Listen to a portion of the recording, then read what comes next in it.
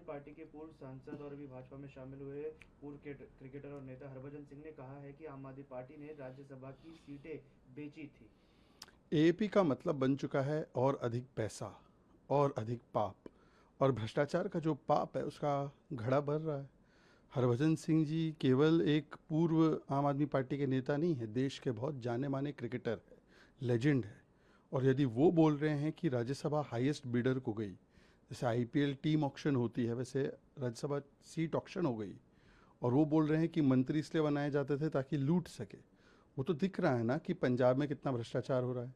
और हर दूसरे दिन तीसरे दिन कोई नया मंत्री पकड़ा जाता है भ्रष्टाचार में, फिर ये लोग रोने लग जाते हैं कि हमारे साथ वेंडेटा हो रहा है। तो इसका मतलब सिर्फ पंजाब को लूटने के लिए, सिर्फ पैसा कमाने के लिए उन्होंने इस प्रकार के हथकंडे अपनाए। और देखिए कितना बड़ा सियासी धर्मांतरण, पॉलिटिकल कन्वर्जन हो गया।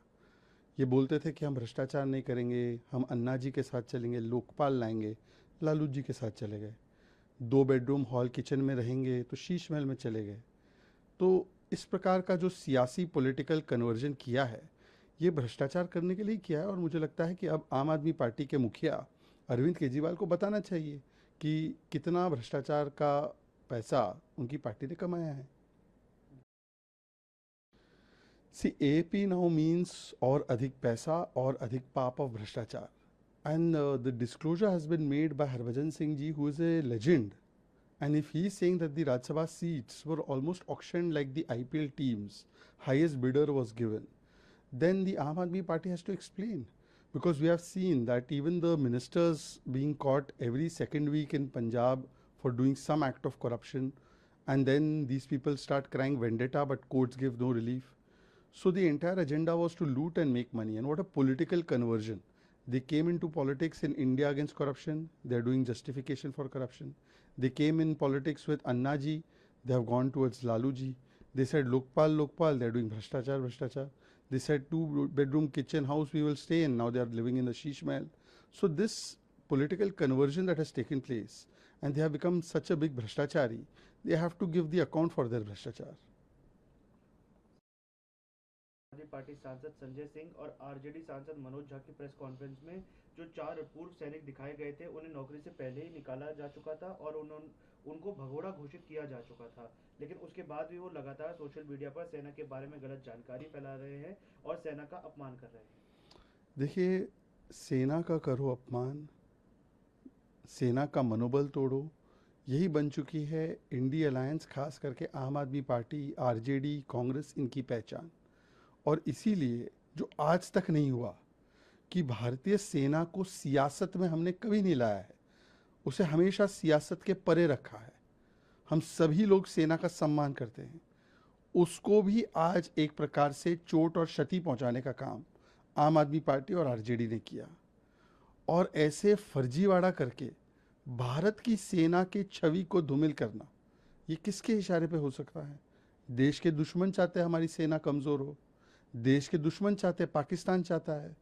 तो क्या ये प्रेस कॉन्फ्रेंस, क्या ये पूरी वार्ता, क्या ये पूरी चीज़ें स्पॉन्सर्ड थी क्या? क्योंकि भारतीय सेना ने बताया है कि इनके बारे में फैक्ट्स क्या है, और कोई पहली बार नहीं है।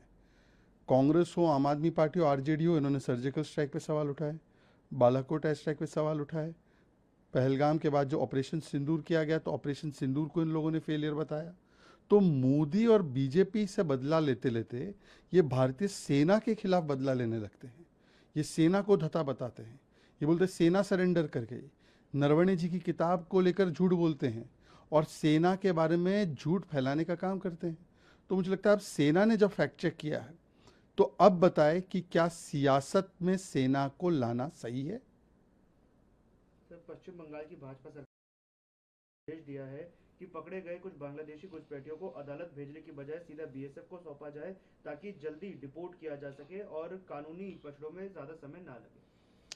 देखिए, हमारी भारतीय जनता पार्टी की सरकार और ख़ास करके बंगाल में जो शुभेंदु अधिकारी जी की सरकार बनी है, उसका एजेंडा बिल्कुल साफ क्लियर है।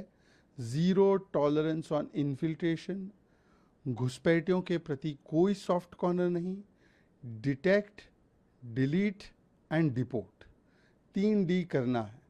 और जहां संभव हो वहां पे जल्द से जल्द कार्रवाई करके घुसपैठियों को बाहर भी हटाना है, घुसपैठियों को घुसने भी नहीं देना है। इसलिए बॉर्डर फेंसिंग के लिए भी तुरंत बीएसएफ को जमीन आवंटित कर दी गई। पहला निर्णय था शुभेंदु अधिकारी जी की सरकार का, जो ममता बनर्जी की सरकार नहीं करना चाह रही थी।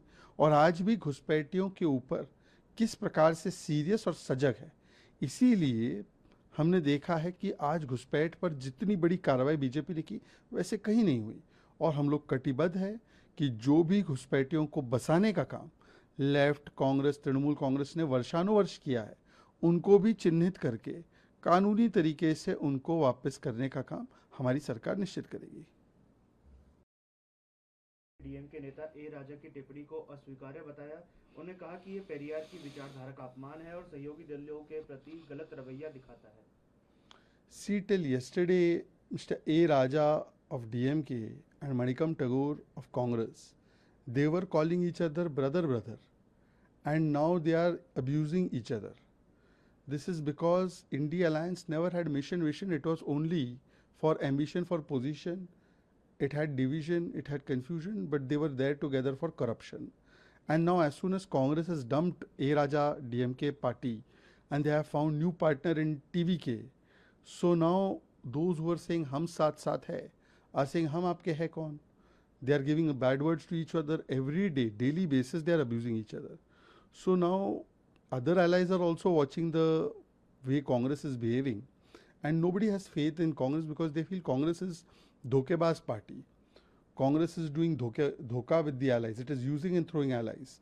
That is why Akhilesh Yadav ji also yesterday he has said that we will contest all the 403 seats and they are not giving any space to Congress.